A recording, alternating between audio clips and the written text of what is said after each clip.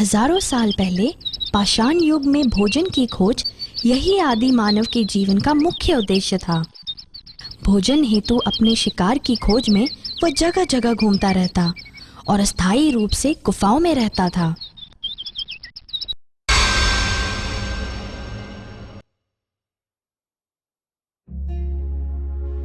समय के साथ उसने खेती करना सीखा और अपना घर बनाकर एक जगह रहने लगा। जल्द ही वो अपनी जरूरत से ज्यादा अन्न उपजाने लगा और इस तरह व्यापारिक लेन देन की शुरुआत हुई। पास और दूर के देश प्रदेशों से व्यापार करने के उद्देश्य से उसने बैलगाड़ी और नावों का निर्माण किया। जैसे जैसे उसकी जीवन शैली में स्थायित्व आता गया, उसे दूसरे कौशल विकसित करने का समय मिला। इस प्रकार मानव ने सभ्यता की नींव रखी।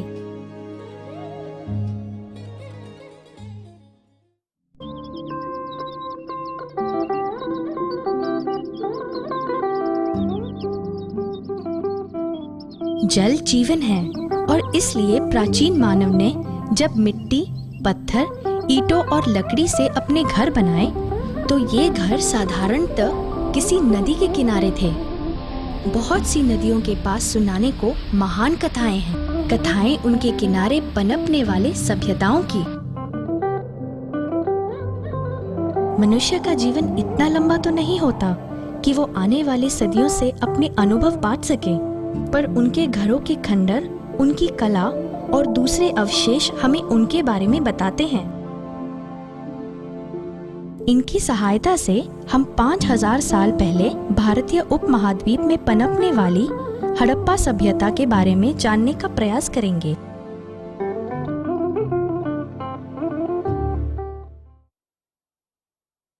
हमारी सभ्यता कितनी पुरानी है? राजू जो सेब खा रहा है वो 3 महीने पुराना है। राजू की उम्र 7 साल है। ये पेड़ 100 साल का है। पर वो सभ्यता जो यहाँ पनपी करीब 5000 साल पुरानी है और उसकी शुरुआत लगभग 3300 ईसा पूर्व में हुई। पर कोई सभ्यता कितनी पुरानी है हम कैसे जाने? हमारी धरती की कई तहों में इतिहास के कई राज छुपे हैं। तह जितनी गहरी होगी, इतिहास उतना ही पुराना होगा।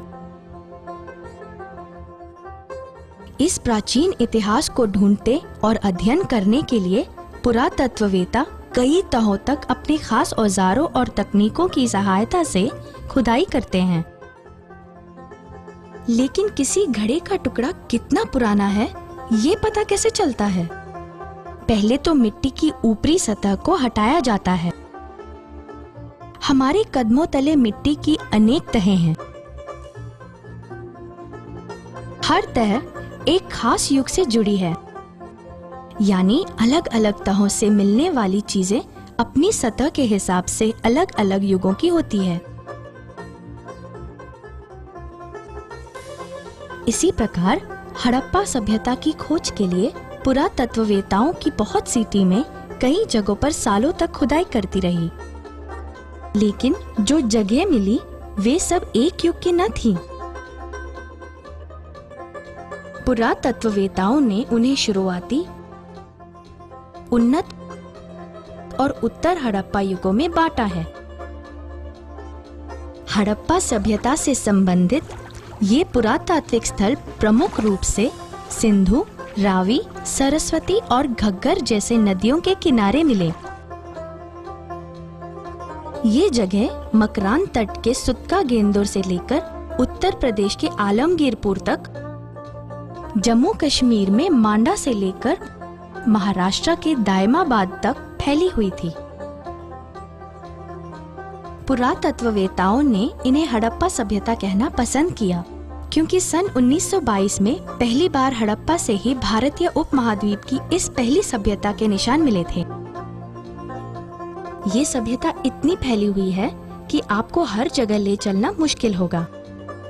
इसलिए चलिए आपको दो महत्वपूर्ण जगहों पर ले चले। एक भारत में है और दूसरी पाकिस्तान में। पहले लोथल चलते हैं, गुजरात का एक शहर जहां हड़प्पा सभ्यता के लोगों ने नौका घाट बनाया था।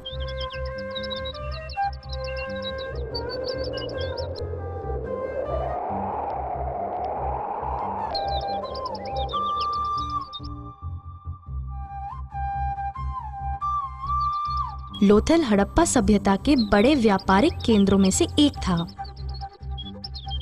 जब यहाँ खुदाई हुई तो कई रोचक चीजें मिली, जिनमें बहुत सी मोहरें भी थी।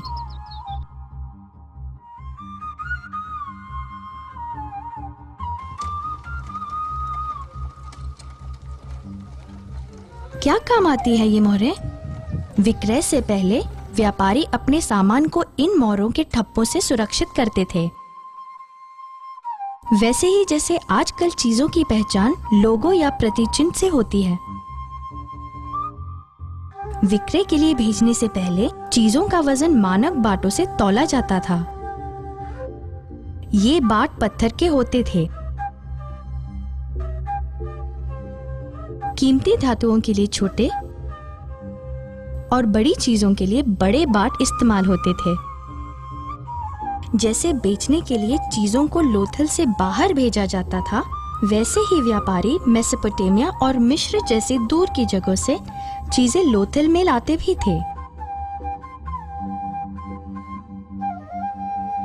लोथल में मिला एक नन्हा सा सिर जो सुमेरिया, आज के इराक से आया था।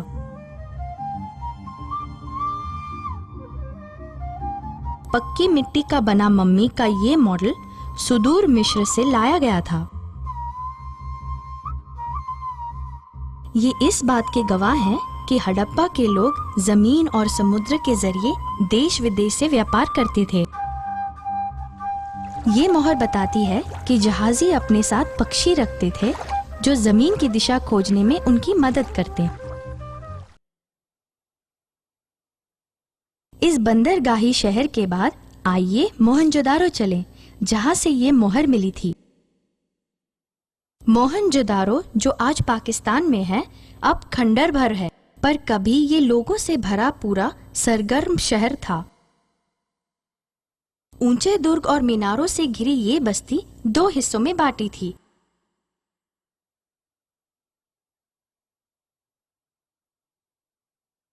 कुलीनों की बस्ती ऊंचाई पर थी और साधारण लोग, जिनमें किसान, मजदूर और कारीगर शामिल थे, निचली बस्तियों में रहते थे।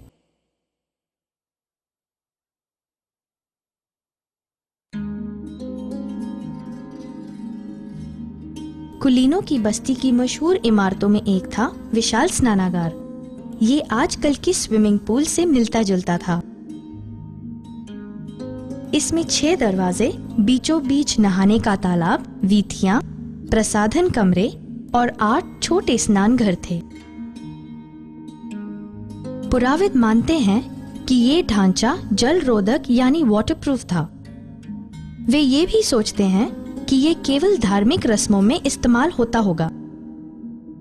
आप हैरान हो सकते हैं कि इतना पानी आता कहां से था।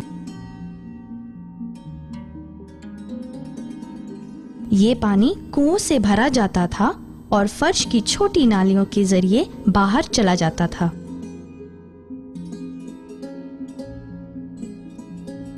ऊंची बस्ती से गुजरते हुए हमें कुछ और अद्भुत इमारतें दिखती हैं। उनमें एक है अन्न का बड़ा भंडार। उसके विराट आकार से पता चलता है कि उनके पास अनाज काफी ज्यादा मात्रा में बचता होगा। ज्यादा अनाज यानी ज्यादा संपत्ति, क्योंकि बचे हुए अनाज को वे बेच सकते थे। अनाज को इन बड़े हंडों में रखा जाता था। इन कोठारों के दक्षिण में ईंटों के गोलाकार चबूतरे हैं, जो शायद अनाज गाहने के लिए बने होंगे। आइए जरा निचली बस्ती भी देख आएं। इस निचली बस्ती में आम आदमी रहा करते थे। यही कारीगर काम करते थे और मिट्टी के बर्तन, मनके, खिलौने और गहने बनाते थे। हम आज भी उन मुख्य गलियों में चल सकते हैं जो शहर में सीधी चली आती हैं, बीच में समकोण पर निकलने वाली सकरी गलियों के साथ। घर इन छोटी गलियों में खुलते ताकि इनमें रहने वाले मुख्य रास्तों के शोर और धूल से बचे रहें। हर घर का प्रवेश द्वार इतना बड़ा होता कि बैलगाड़ी घुस सके। हर घर में एक कुआं और एक स्नानागार होता था जो उनकी जीवन शैली के बारे में बताता है। दरअसल साफ सफाई का बहुत बढ़िया प्रबंध किया गया था। बड़े नालों से मिलने वाली छोटी नालियों के मुहाने पर छेद वाले मटके होते थे जिससे पानी छन कर ढके हुए बड़े नाले में जाता था।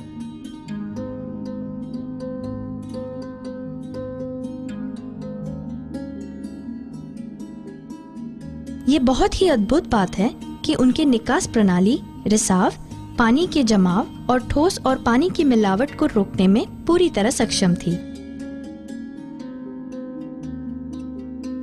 हड़प्पा सभ्यता के लोग कुशल नगर नियोजक भी थे। उनकी सड़कें पक्की ईंटों से बनी थी। सफाई रखने के लिए हर गली में एक कूड़ेदान रहता। ये कितनी दुख की बात है कि 21वीं सदी में आज भी कितने ही ऐसे कस्बे और गांव हैं जहां निवासियों को मूलभूत सुविधाएं भी नहीं। लेकिन आज से 5000 वर्ष पहले की हड़प्पा सभ्यता में अपने रहवासियों को ये सब सुविधाएं देने की दृष्टि और योग्यता थी।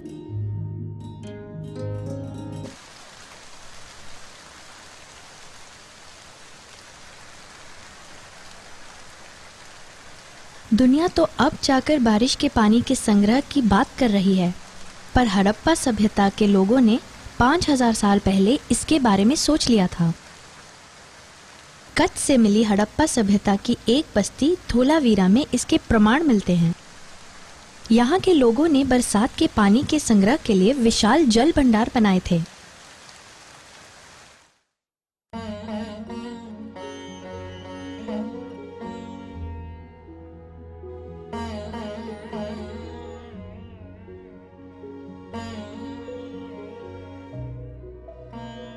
हमारे बहुत से संभव सवालों के जवाब खुदाई में मिली ये मूर्तियां भी देती हैं। इन्हें देखकर लगता है कि स्त्री और पुरुष दोनों ही खुद को सजाने में गौरव महसूस करते थे, बिल्कुल आज ही की तरह। पत्थर की ये मूर्ति पुरोहित राजा के नाम से प्रसिद्ध है। ये 3 पत्तों की डिजाइन वाला एक दुशाला ओढ़े है। इस तरह के डिजाइन मेसोपोटामिया और सुमेर में धार्मिक प्रतीकों से जुड़े होते थे। इसी से पुराविदों ने इसे पुरोहित माना। इसकी चिंतनशील आंखें भी इस बात की हामी भर रही हैं। देखिए उनकी छोटी दाढ़ी और लंबे बाल जो फीते के सहारे पीछे बंधे हैं।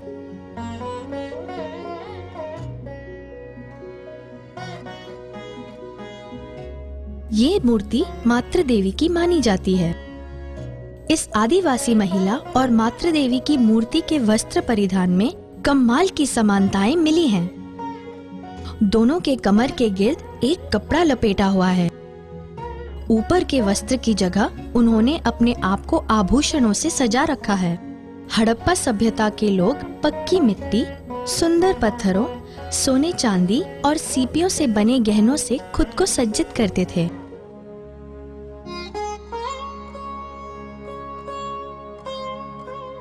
पत्थरों से बने ऐसे मनके आज भी गुजरात के खंबात में बनाए जाते हैं।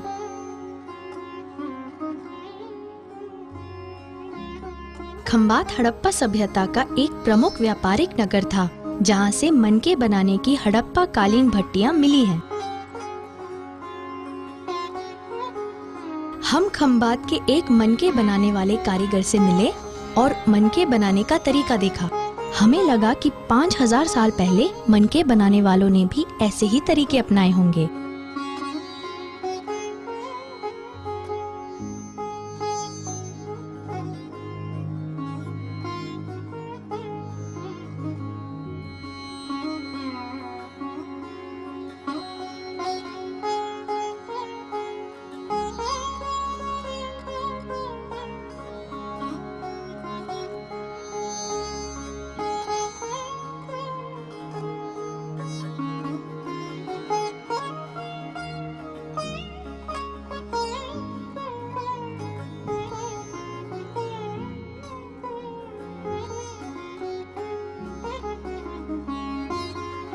हड़प्पा सभ्यता से बहुत से मिट्टी के बर्तन मिले हैं। बर्तन जब गढ़ लिए जाते तो उन्हें मजबूती देने के लिए आग में पकाया जाता। खुदाई में पक्की मिट्टी की चीजें काफी मात्रा में मिली हैं, क्योंकि पक्की मिट्टी दूसरी पदार्थों की तुलना में जल्दी नष्ट नहीं होती।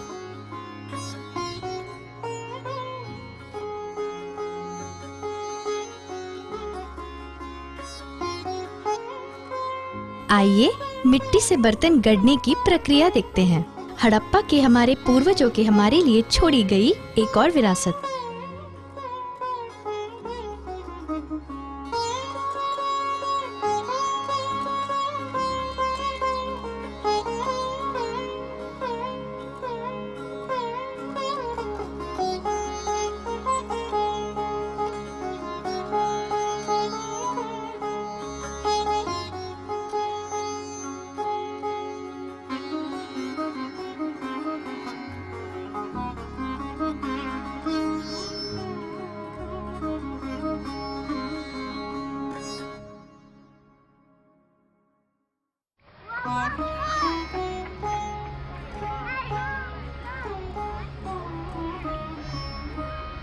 अब तक आप शायद सोचने लगे होंगे, उस दौर के बच्चे कैसे थे?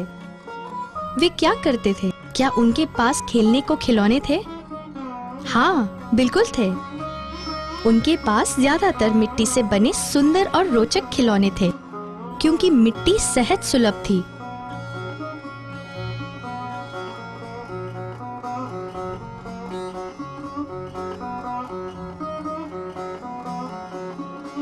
अब तक आपने मिट्टी से बनी चीजें देखी, पर कुछ चीजें मिट्टी की न थी।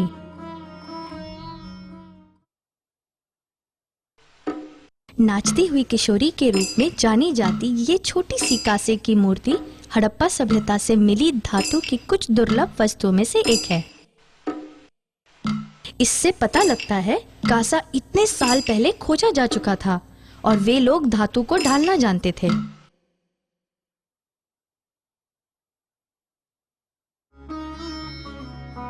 भाषा किसी भी आगे बढ़ती हुई सभ्यता की निशानी है।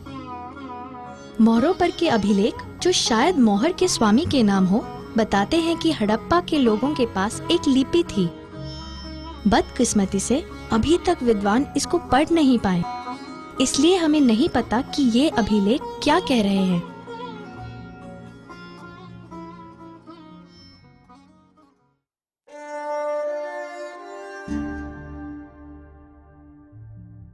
तो फिर इस सभ्यता का क्या हुआ?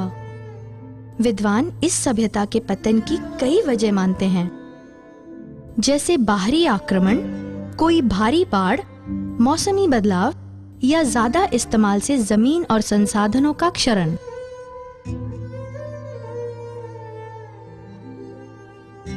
आज इतने वर्षों बाद इतनी पुरानी सभ्यता के साथ हमारा कोई संबंध है?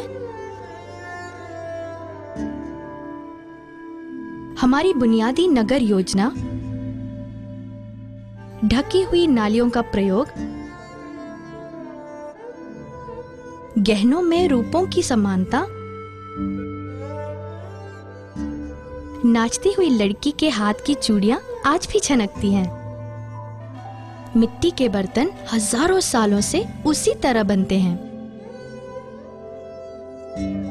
हड़प्पा के स्थलों की खुदाई अब भी जारी है। नई नई चीजें मिल रही हैं, नई बस्तियां सामने आ रही हैं, लिपि को पढ़ने की कोशिशें जारी हैं। हर नई खोज के साथ हम अपने पूर्वजों और खुद अपने बारे में और ज्यादा जान रहे हैं।